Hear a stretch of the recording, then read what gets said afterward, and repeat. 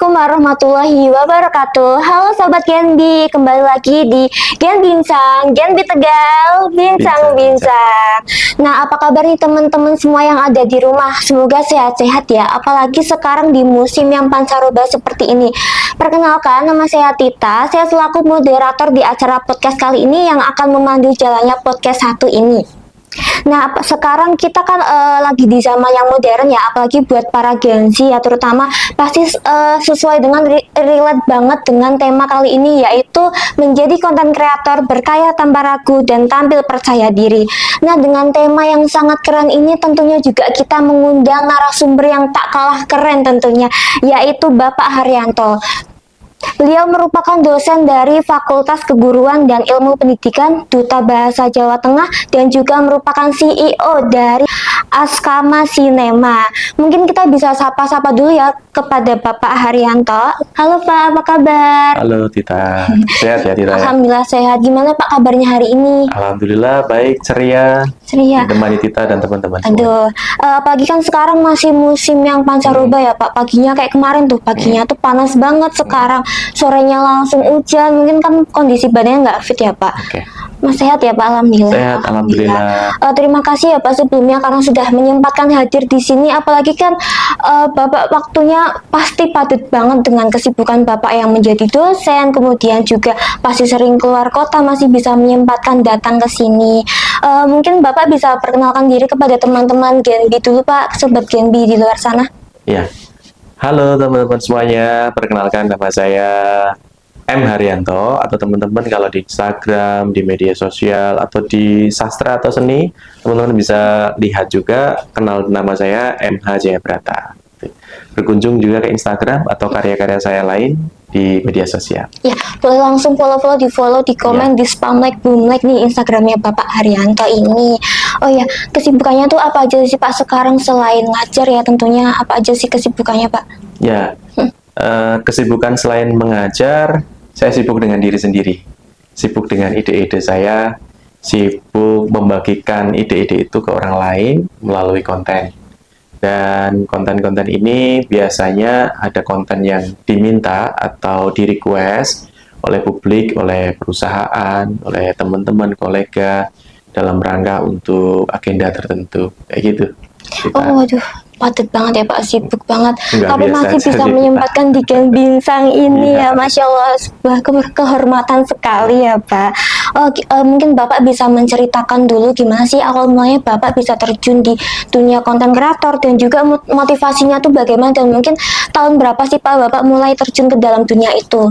Gitu. Ya, ini sebenarnya tadi sudah sempat kita ini ya obrolkan, Iya. curhat-curhat tipis ya. Curhat-curhat. Saya itu dulu waktu mahasiswa itu pernah ikut audisi film yang cukup gede, bahkan itu film itu gede di angkatan di tahun-tahun itu. Saya sudah lolos semua audisi, audisi individu, audisi kelompok, audisi tim. Kemudian besoknya tinggal tekan kontrak, tapi ternyata orang tua saya nelpon, pulang ya, kalau nggak pulang nggak jadi anak saya gitu kan. Itu pilihan yang cukup sulit waktu itu karena dunia seni peran, dunia di depan kamera itu salah satu yang menurut saya adalah passion saya. Nah, karena ada sisi lain saya yang kemudian dipaksa bunuh diri gitu ya, dipaksa untuk patah hati dengan dunia itu, akhirnya setelah masuk dunia kerja saya ngerasa kok saya ada yang kosong. Saya hanya kerja, ngajar, pulang, kerja, ngajar, pulang. Tapi ada sisi lain saya yang hilang waktu itu. Apa nih? Saya cari, saya coba gali diri, ada passion saya yaitu di dunia seni peran, di dunia seni, musik, film, kemudian lain-lain. Itu harus ada disalurkan. Kalau enggak, bisa stres nih saya. Jadi saya iseng-iseng tuh bikin YouTube. Iseng-iseng bikin YouTube. Saya ketemu dengan teman-teman mahasiswa yang suka nongkrong sore di kampus, gitaran. Akhirnya saya ajak untuk bikin karya bareng. Ternyata dari karya itu tumbuh dari yang awalnya cuma YouTube ditonton 1-2 orang, ternyata ditonton oleh banyak orang. Sampai pada akhirnya ada perusahaan cukup besar otomotif di Jawa Tengah yang mempercayakan saya, tolong dong buatkan lagu sama video klipnya. Nah, itulah percaya diri saya tahap yang mulai serius gitu ya. Kemudian juga beberapa instansi, beberapa lembaga gitu mulai percaya, ini tolong dong buatin gitu. Oh, berarti awalnya tuh dari mahasiswa itu ya Pak, mungkin Ya. udah mulai tertarik. Terus Ya. Bapak tuh awal mulai dapat kamera, dapat mungkin audionya tuh dari mana Pak? Apalagi kan mahasiswa mungkin dapat uang sakunya dari orang tua ya. Pertama-tama tuh pakai apa dulu tuh Pak? Ya, tapi sebelum saya jawab, saya akhirnya punya kesimpulan dari jawaban yang pertama tadi. Orang itu justru tidak akan bisa tumbuh sebelum patah hati. Wah, Kayak pohon tuh justru nggak bisa berbunga kalau pohon itu nggak dilukai atau rantingnya ada yang patah. Seorang laki-laki itu selamanya akan jadi kekanakan kalau dia tidak pernah merasakan patah hati. Nah, dari situlah keinginan itu tumbuh. Alat-alat, kemudian modal awal. Sebenarnya modal itu sebenarnya saya kumpulkan dari hasil beberapa tunjangan ya, honor dan sebagainya di dunia pendidikan. Kemudian saya iseng-iseng. Saya sepertinya harus punya alat sendiri deh. Karena kalau punya alat sendiri pasti bisa. Kemudian saya beli alat seadanya uang waktu itu. Ternyata setelah punya alat itu saya semakin produktif. Semakin banyak karya-karya saya dan seterusnya sampai sekarang. Gitu. wah keren banget ya. Apalagi kita tadi dapat motivasi dari Pak Haryanto ini ya Pak. Pak, mungkin kan kalau awal beli itu kan langsung dapat kamera ya Pak. Mungkin kan masih belum bisa mengoperasikannya ya Ya. Pak, belum bisa memakainya. Itu Bapak tuh belajar dari mana sih pakai kamera itu atau pakai alat-alat itu dari mana Pak? Apa mungkin sebelumnya tuh udah pernah punya alat itu pas beli dah kayak langsung jago nih apa gimana? Waktu beli alat itu saya belum begitu jago. Tapi sebenarnya saya sudah berlatih sejak saya mahasiswa. Jadi agar bisa punya handycam, agar bisa pakai handycam waktu itu, saya rela menjadi asisten atau orang yang bantu bersih-bersih di lab kampus saya dulu. Jadi kalau pagi saya bukain lab, sore saya yang kunci, tapi saya punya waktu. Kalau lab itu nggak kepake, saya pakai handycamnya untuk explore. Nah, sejak saat itu, sebelum musim DSLR dan sebagainya, itu saya sudah terbiasa dengan alat-alat seperti kamera, alat-alat syuting sudah terbiasa. Bahkan teman-teman di jurusan waktu itu, kalau bikin karya yang terkait dengan video, itu biasanya saya yang diminta untuk bantu. Terus berlanjut tumbuh, bahkan disertasi saya itu juga nggak jauh-jauh dari kamera dan juga sastra. Ilmu saya di pendidikan itu sastra, tapi passion saya itu di sinematografi, akhirnya saya kawinkan, itu yang nanti juga jadi produk disertasi saya itu. Keren banget. Kan tadi Bapak bercerita ya, katanya awalnya tuh tidak direstui oleh orang tua ya Pak. Gimana sih cara Bapak tuh meyakinkan orang tua biar meng-ACC, biar jadi konten kreator itu Pak? Kesimpulan saya begini, kadang orang tua bilang setuju atau tidak, itu belum tentu benci pada anak. Tapi dalam rangka, kamu yakin dengan pilihan ini? Hanya sebagai sebuah penegasan, yakin nggak? Gitu. Dan cara saya meyakinkannya itu dengan cara menunjukkan hasil. Waktu video saya secara tidak sengaja diputar YouTube ya, kok ada anak saya di YouTube, ada ini. Kemudian teman-teman saya waktu kuliah lihat-lihat dan mengapresiasi, menceritakan tentang hasil-hasil karya saya. Apalagi kemudian setelah itu dapat finansial yang menurut saya cukup, tidak banyak tapi menurut saya cukup. Itu akhirnya kemudian orang tua sekarang kalau pamit mau kemana, mau ke Solo, mau ke Jogja, mau apa, syuting, itu udah ACC aja. Karena nunjukin hasil. Karena ada mungkin dari finansialnya itu ya Iya. Pak ya. Mungkin ada nggak sih Pak sosok atau konten kreator yang paling menginspirasi Bapak dari awal saat memulai jadi konten kreator itu Pak? Sebenarnya saya nggak punya, saya nggak mengidolakan konten kreator, karena saya juga sampai sekarang merasa saya itu bukan konten kreator. Saya orang yang menyalurkan ide aja. Kemudian kalau orang itu mau beli ide saya atau memahami ide saya, oke, alhamdulillah. Tapi kalau konten kreator yang saya hormatin lumayan out of the box, bisa Densu, kemudian siapa ya? Kalau yang memulai awal, Deddy Corbuzier mungkin. Tapi saya lebih justru ke Densu sih kayaknya. Densu ya. Ya. Bapak kan ini sekarang banyak banget ya orang-orang yang pengen viral, langsung pengen viral, mungkin biar langsung dipanggil di brownies mungkin Iya. ya Pak ya. Itu gimana sih tanggapan Bapak tentang seperti itu? Apalagi mungkin katanya kalau misalnya kita viral ya langsung dapat uang, itu sebenarnya statement itu tuh benar atau enggak sih Pak? Kalau Tita sendiri tuh kalau posting foto di Instagram pengen apa sebenarnya, apresiasi apa? Pengen posting aja sih Pak. Pengen posting aja. Iya, pengen posting. Tapi sebagian Gen Z nggak kayak gitu. Dia akan ngecek berapa yang nonton. Setiap hari dia akan ngecek berapa hari yang nonton. Nah ini yang menurut saya ada sisi kelemahan Gen Z nih. Ketika bikin konten, itu langsung tujuannya viral. Kalau tujuannya viral, itu justru malah nggak dapet duit. Karena viral itu sesuatu yang musiman, sesaat. Tapi kalau kita bikinnya sesuatu yang bermanfaat, sesuatu yang punya karakter khusus, itu biasanya akan bertahan. Dan karena bertahan itu, uang itu akan percaya dan nitip padanya.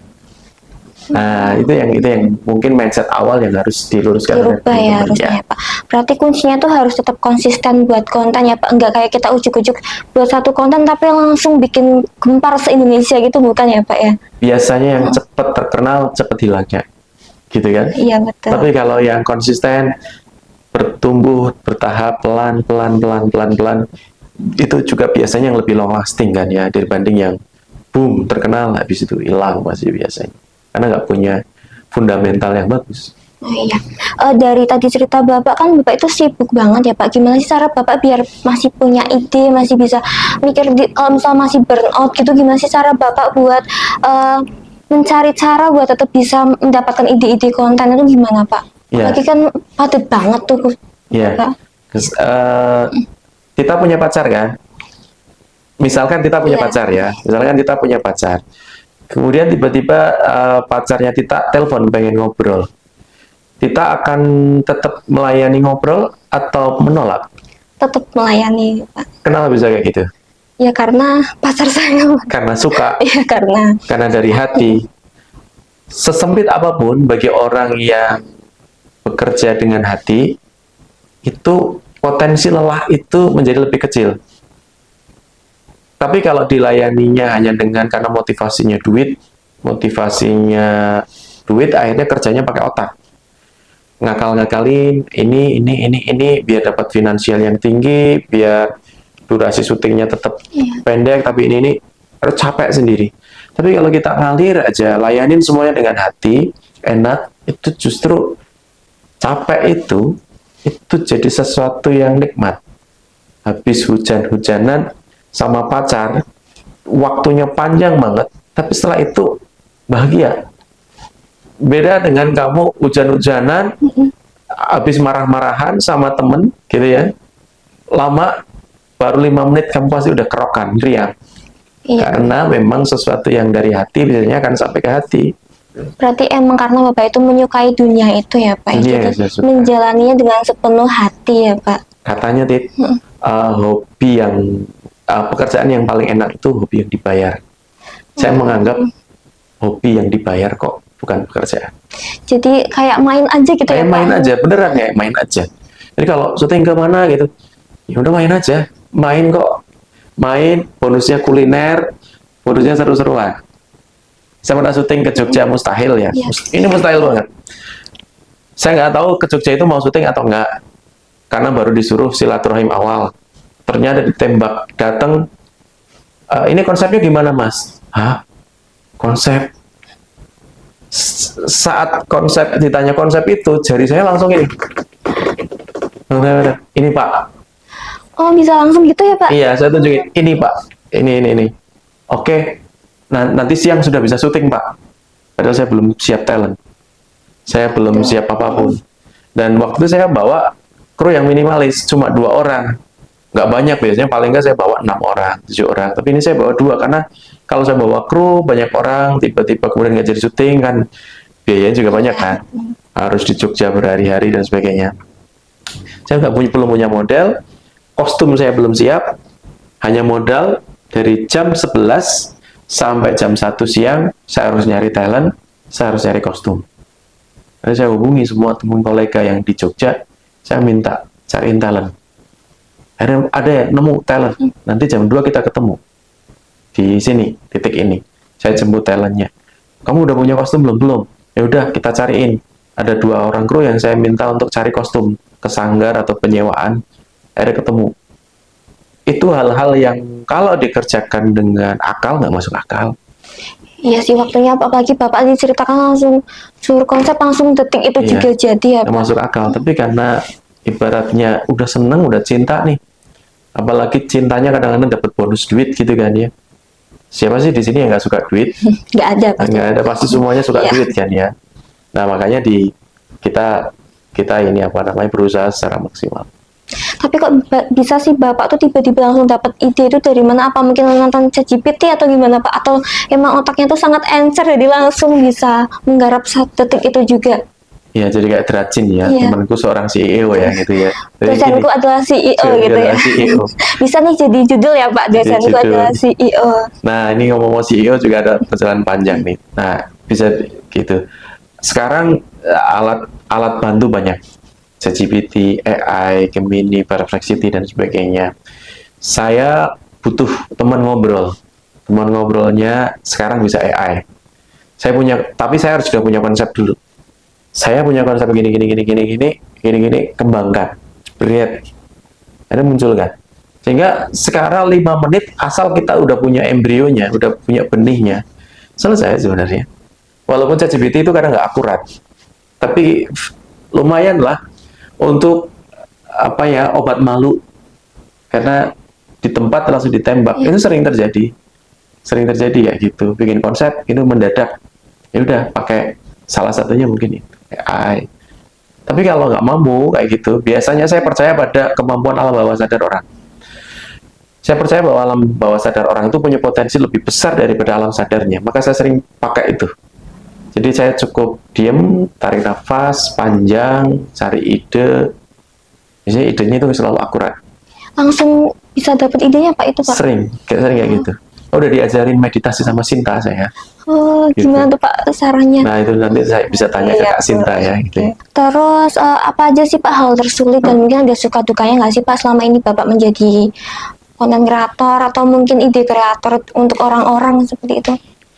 Hal yang paling sulit ketika saya menjadi seorang one man band. One man band itu sutradara sendiri, direct sendiri, nulis skenario sendiri, mainin sendiri. Emang bisa kayak gitu. Dulu saya awal-awal pakai kamera standby. Saya pakai tripod, saya main sendiri. Saya direct sendiri. Atau kalau enggak, dulu waktu masih latihan, istri saya tak suruh jadi model. Saya yang direct, saya yang ini. Nanti giliran saya yang main, istri saya yang kameramen. Nah, setelah tumbuh besar tuh, saya kan butuh kru. Akhirnya saya bentuk kru. Titik sulit pertama waktu jadi one man band. Titik sulit kedua justru ketika saya mendirikan Astama Cinema itu titik paling susah. Karena gini, modalnya saya butuh modal gede. Alat itu kamera kalau yang untuk spek profesional minimal kan 30. Wow.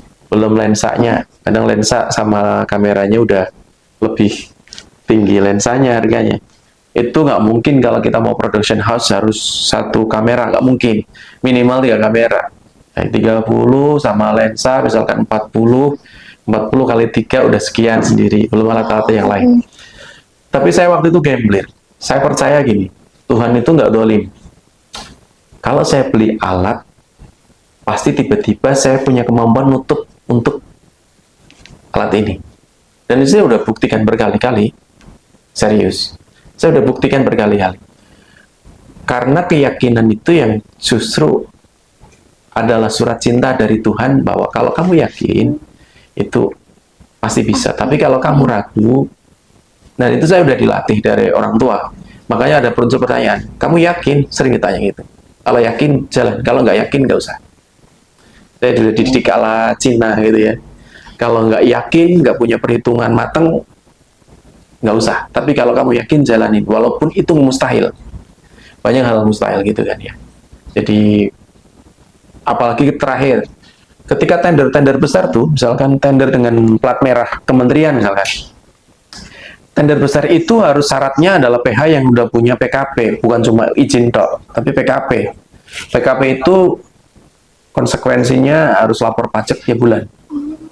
Jadi ini mampu nggak saya nanti lapor pajak tiap bulan, dan saya bisa memenuhi alat-alat ini dan sebagainya. Setelah dijalani ternyata bisa. Gitu. Berarti bisa dan mampu membayar setiap bulan itu ya? Setiap bulannya, dan bisa ngasih kru lumayan lah untuk apa namanya uang permen gitu ya. Oh ya, Bapak buat proses rekrutmen krunya tuh gimana ya Pak? Mungkin apa buka lowongan di Instagram pribadi Bapak atau bagaimana? Saya nggak pernah buka lewat lowongan Instagram, tapi dari pertemanan, dari circle, termasuk dengan mahasiswa itu yang juga yang dengan circle yang saya sudah tahu kapasitas, tanggung jawabnya dia, kemudian bagaimana cara dia mengeksekusi sesuatu, biasanya saya lihat kayak gitu. Dari teman-teman sendiri aja. Dan kalau dengan teman, saya itu nggak punya patokan. Saya selalu punya akad seperti ini dengan teman-teman saya. Kalau saya terima besar, kalian terima besar. Kalau saya terima kecil, kalian terima kecil. Saya punya prinsip gitu. Jadi nggak pernah saya ini. Jadi mereka paham. Kalau saya lagi ngasih besar, berarti saya terima besar. Oh, Masya Allah sekali. Berarti banyak banget mungkin dari mahasiswa yang ikut terjun langsung juga ya Pak, sama Bapak ikut jadi konten kreatornya juga ya? Mungkin kalau tidak banyak sih, karena tidak semua mahasiswa juga memiliki kemauan dan kemampuan untuk konsisten. Konsisten itu yang susah, Kak. Kalau kemauan banyak, tapi biasanya konsisten yang susah. Oh, balik lagi ke AI Pak. Tadi kan emang kita di zaman sekarang kan masih marak banget ya Pak, AI banyak tuh kayak ChatGPT dan mungkin Gemini juga ada ya Pak. Menurut Bapak itu tuh mengganggu nggak sih Pak, atau bisa malah jadinya menjerumuskan atau jadi menggeser peran dunia konten kreator atau bagaimana? Dan Bapak mungkin pernah nggak sih merasa terancam dari kedatangan AI tersebut itu Pak? Kita nggak bisa melawan arus ya, Kak ya. Melawan arus sama aja bunuh diri. Ketika orang lain pakai AI untuk memudahkan pekerjaan, saya juga sama, memakai AI untuk pekerjaan. Ketika video Evo 3 itu muncul, yang ada video animasi yang real gitu ya, bahkan lebih bagus itu dibandingkan apa namanya One Indonesia gitu kan ya, yang video kartun itu. Saya sempat mikir, ini pasti mengancam nih, ada kemungkinan mengancam. Nanti orang bikin iklan, bikin ini pasti lewat aplikasi itu. Iya. Saya pikir begitu. Tapi ternyata saya salah. Itu hanya bisa bertahan beberapa bulan, beberapa minggu malah.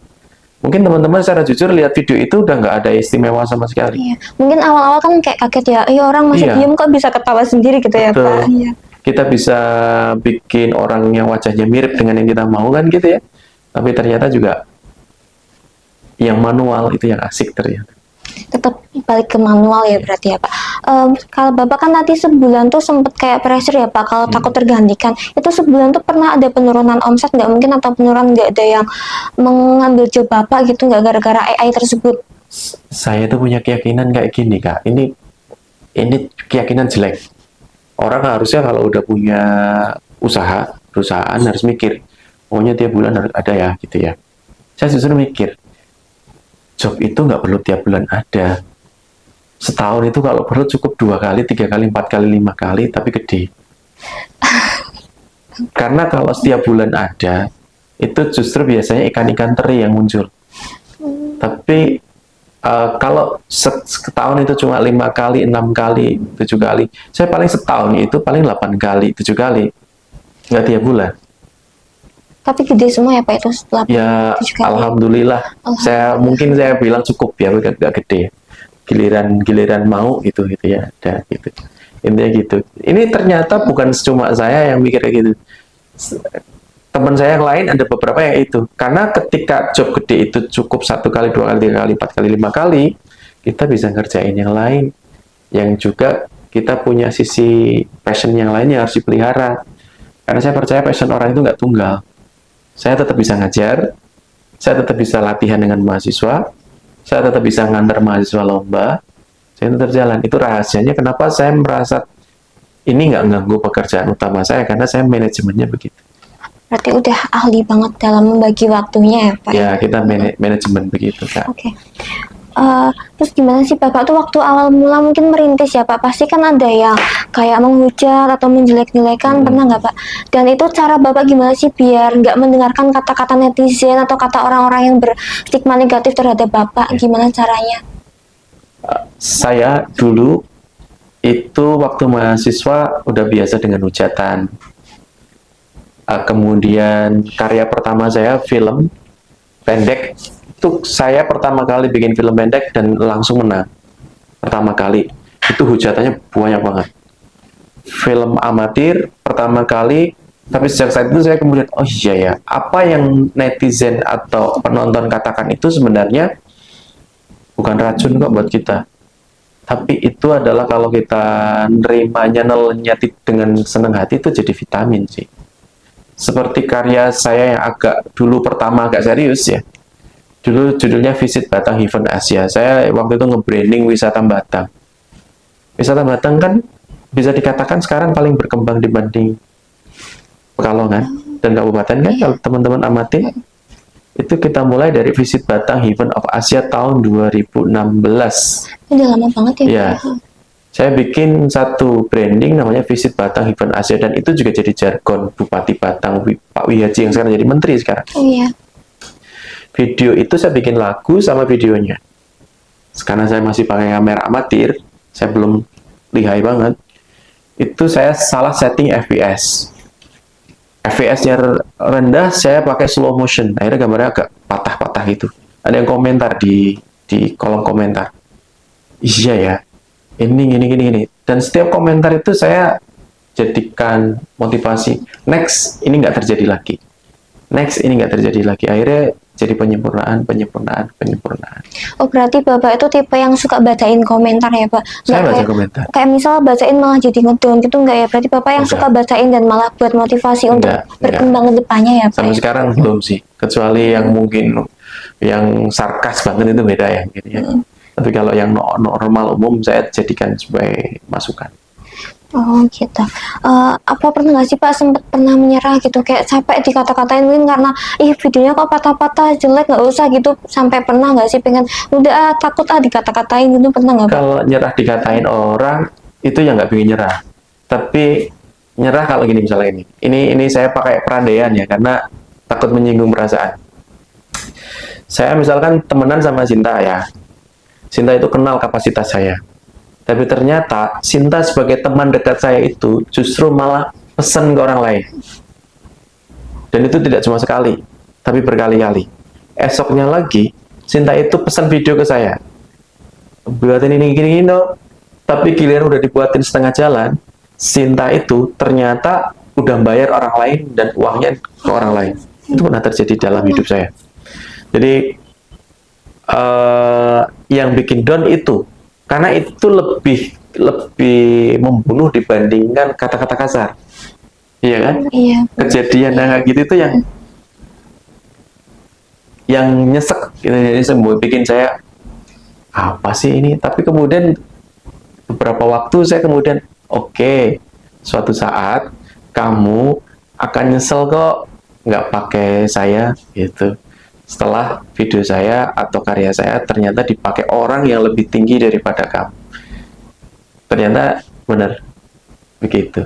Berarti kayak merasa terhianati mungkin ya Pak sama teman Lebih sendiri. ke wilayah gitu, lebih wilayah gitu. Kecewa banget nggak Pak? Sampai sempet itu putus teman nggak Pak jadinya? Enggak. Oh, enggak, masih tetap berteman baik. Enggak. Tapi dalam hati kayak, aduh nggak mau sama kamu lagi gitu nggak? Atau kayak Enggak. masih ya udah nggak apa-apa diikhlasin aja.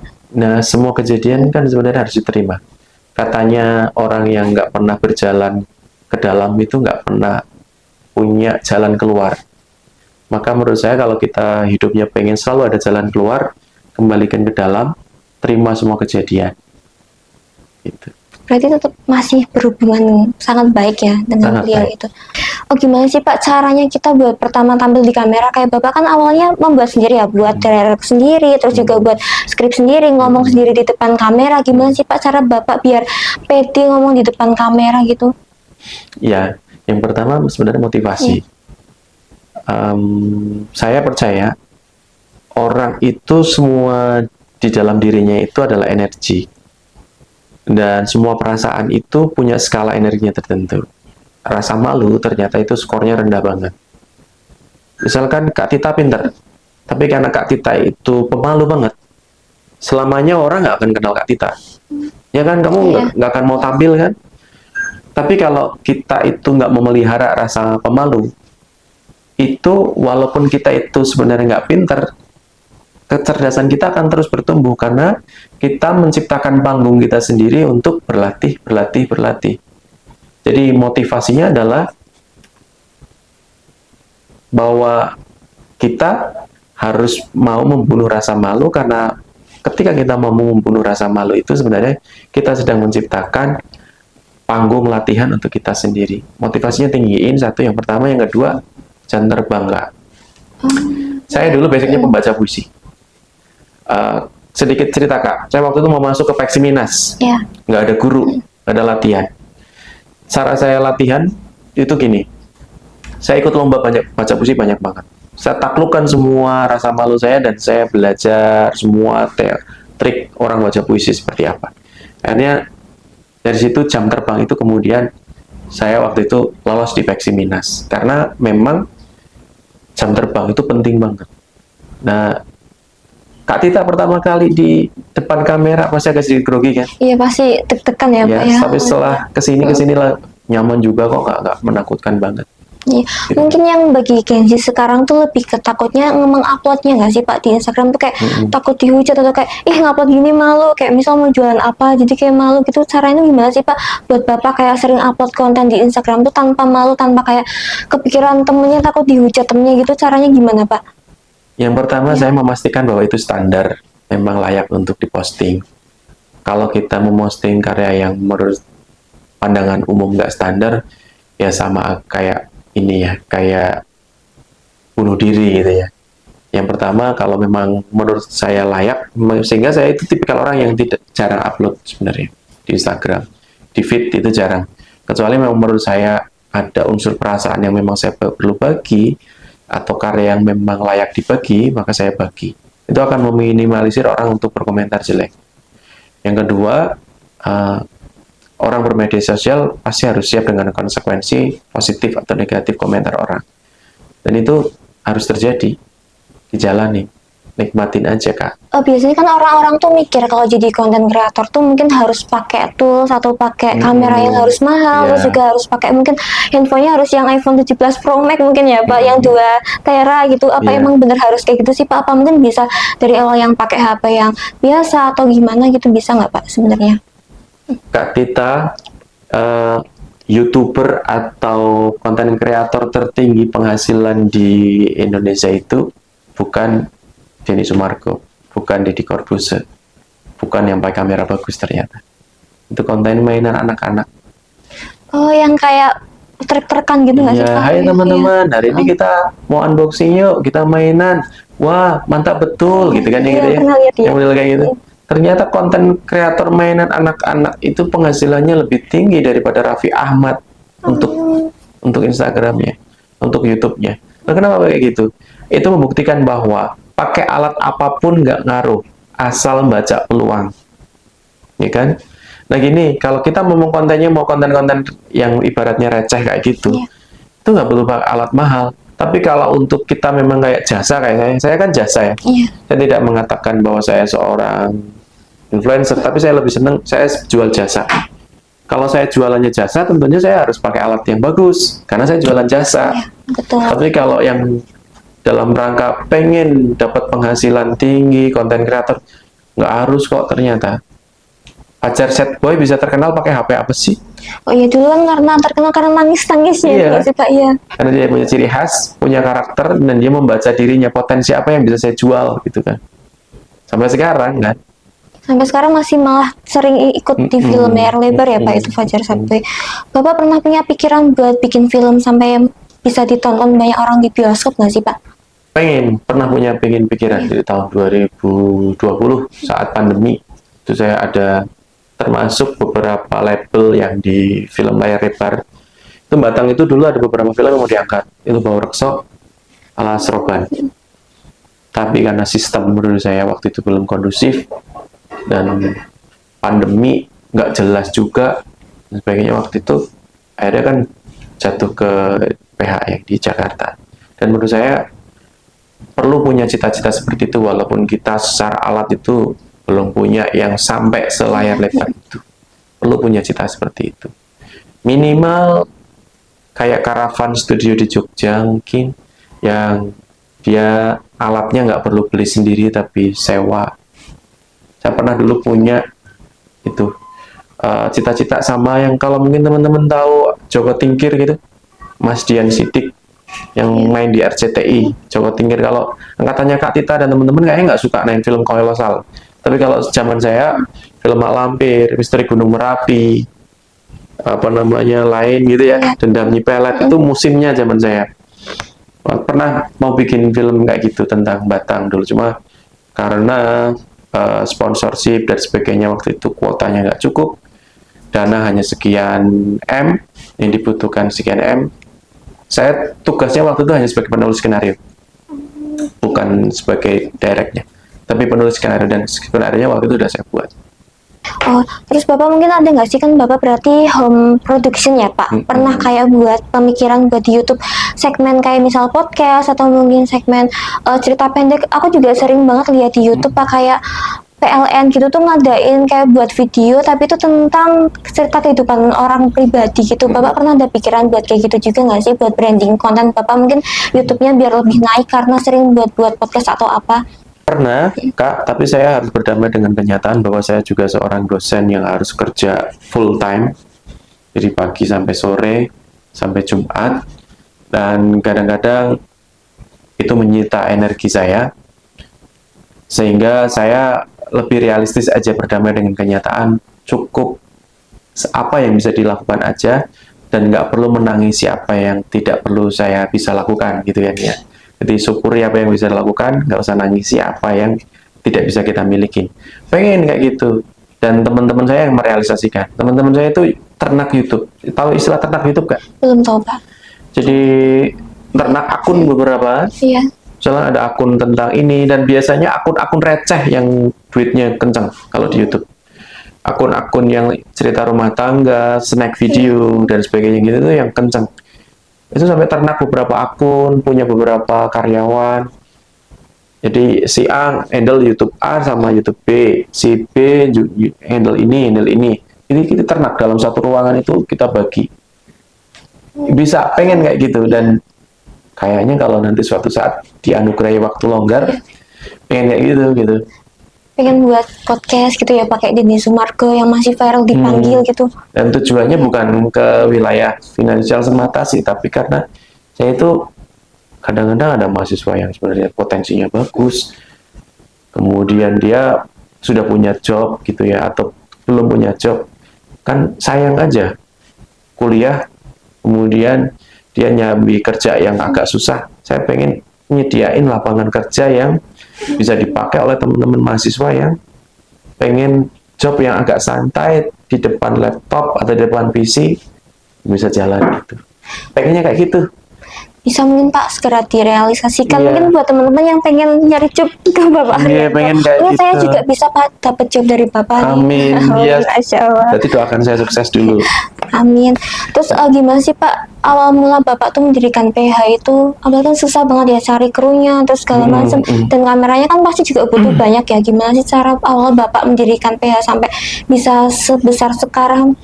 Belum gede juga sih. Jadi gini, Kak. Awalnya nggak pengen bikin PH hanya untuk seru-seruan aja. Tapi kemudian kan permintaan banyak ya. Terutama plat merah. Iya. Plat merah itu pasti menanyakan ketika transaksi NPWP, SK Kemenkumham, sertifikat PKP, dan sebagainya. Bahkan kadang-kadang lebih dari itu. Maka sejak saat itu saya harus bikin serius nih gitu. Saya bikin perizinannya dan sebagainya. Itu sejarahnya kenapa kemudian kita bikin resmi itu, karena udah mulai kerjasama dengan plat merah, dengan instansi yang lumayan gede, dengan kementerian, sehingga oke, kita serius nih bikin gitu. Berarti Bapak juga sering banget berkolab dengan kementerian ya Pak? Sering dapat Ya job dari... beberapa. Masya Allah. Ada nggak sih Pak rekomendasi dari Bapak aplikasi atau tools yang bisa digunakan buat para mahasiswa yang mungkin pengen jadi content creator tapi tuh minim budget ya Pak? Kan sekarang banyak banget tuh kayak CapCut juga sekarang harus bayar ya Pak ya. Ada nggak sih yang aplikasi yang nggak berbayar yang bisa buat dipakai untuk edit atau mungkin buat bikin video gitu Pak? Saya kalau saat ini pakai dua aplikasi. Adobe Premiere sama DaVinci sama keluarga Adobe lah ya. Tapi menurut saya sepanjang nggak neko-neko bisa disiasati dengan nggak berbayar sih. Misalnya gini, kita nggak butuh yang pro banget gitu, yang nggak butuh AI dalamnya. Adobe Premiere ternyata nggak perlu berbayar. Ada beberapa yang bisa disiasatin dengan akun bersama. Kemudian CapCut juga, Iya. saya kalau butuh yang CapCut Pro baru saya beli. Itu belinya murah, cuma sekitar 27.000, tapi bersama, dipakai bersama. Misalkan saya di PH ada berapa orang ya, Iya. gitu. 27.000 ya udah beli dipakai berlima. Oh, sharing gitu Iya, ya Pak sharing, sistemnya. open share. Kita butuh AI untuk ini, udah beli tapi sharing gitu. Dan murah kok. Berarti nggak harus mahal ya Nggak biar harus jadi yang mahal. konten kreator gitu ya Harus Pak. Apa sih Pak, mungkin gimana cara awalnya orang tuh biar bisa terjun jadi konten kreator itu tuh mungkin yang harus dipersiapkan banget tuh apa Pak, selain mungkin handphone yang memadai, mungkin agak sedikit bisa memadai, apa lagi sih Pak? Menurut saya gini sih Kak. Misalnya Kak Tita terlahir dari orang yang kaya, misalkan ya, amin. Amin, Masya Allah. Terlahir dari orang kaya, Kak Tita ini CEO gitu ya. Bapak nih yang CEO nih. Kayak rajin banget nih. Kak itu sudah punya apa saja, udah perusahaan semua udah disiapin semuanya, rumah semua disiapin.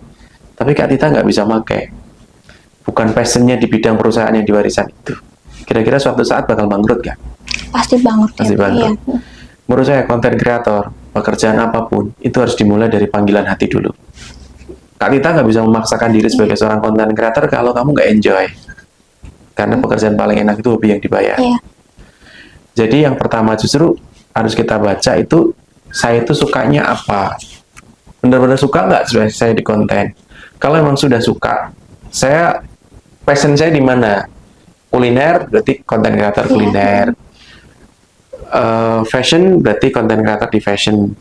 Dan jangan sampai Kak Tita ini hobinya di kuliner tapi mencoba menjadi di fashion, ini akan menyiksa. Kayak memaksakan diri ya Pak, jadi Betul, jatuhnya. nggak akan long lasting, dan Kak Tita ngerjain itu nggak enjoy. Itu yang bikin karya itu cepat mati. Maka kalau bisa lakukan sesuatu yang Kak Tita suka. Nah, alat-alat tadi gimana Kak pertanyaannya? Alat yang bisa dipakai untuk para pemula gitu. Pakai HP aja bisa Kak. HP-nya mungkin kan kameranya agak kurang, itu masih bisa Pak? Bisa collab dengan temen yang punya HP bagus. Kak Tita bisa menjadi tim di belakang layar yang ngedirectnya, jadi modelingnya gitu kan. Saya dulu nggak punya kan, tadi ada cerita, nggak punya Kak beneran. Tapi akhirnya kemudian saya siasati gimana cara saya punya akal bulus yang bagus. Jadi pengelola lab, kemudian pinjam temen, atau temen saya, temen kamu kameramen, aku nggak bisa, belum bisa pegang kamera, kamu kameramen, aku yang direct, saya mau modelnya. Nanti kalau sukses kita bagi dua. Banyak cara Pak. Berarti nggak harus kayak langsung minder ya, kayak aduh HP aku buluk nih, nggak bisa pasti nih. Apalagi algoritma TikTok sekarang, TikTok ya terutama, algoritma TikTok sekarang nggak memandang pakai kamera apa. Kalau dulu kan ada mitos, pokoknya kalau pakai iPhone kenceng. Oh, ada ya Pak? Nggak ada risetnya ternyata. Ada desas-desus gitu. Pokoknya kalau iPhone followernya kenceng, iya kenceng karena ya, gambarnya bagus. Tapi untuk bertahan panjang butuh yang punya karakter khusus. Butuh yang konsisten juga ya pastinya ya Pak. Bapak kan ini sekarang mungkin udah banyak job ya Pak, apalagi tadi kayak diceritain Bapak tuh kayak ke Jogja, kemana. Itu Bapak ada pemikiran nggak sih kayak pengen ngelepasin job dari dosen itu, pengen bener-bener fokus di konten kreator aja, pernah nggak Pak kepikiran gitu? Atau mungkin ada kepikiran seperti itu Pak? Kalau menurut saya ngajar itu juga salah satu sisi panggilan jiwa saya, maka saya kemungkinan besar akan bertahan sampai nanti dipanggil ya, dipanggil Tuhan, tetap saya ngajar. Karena ngajar itu sesuatu yang menurut saya juga panggilan utama jiwa saya di situ. Saya senang ketemu mahasiswa, terutama justru saya ketemu mahasiswa ketika latihan bareng, itu saya paling senang. Kalau di kelas kadang-kadang masih ada sekat-sekat administratif. Tapi kalau udah latihan bareng, ngembangin passion bareng, itu saya paling senang. Karena saya mencoba untuk menjadi diri sendiri, sama-sama jiwa yang sama-sama pengen tumbuh. Saya bisa ada salah.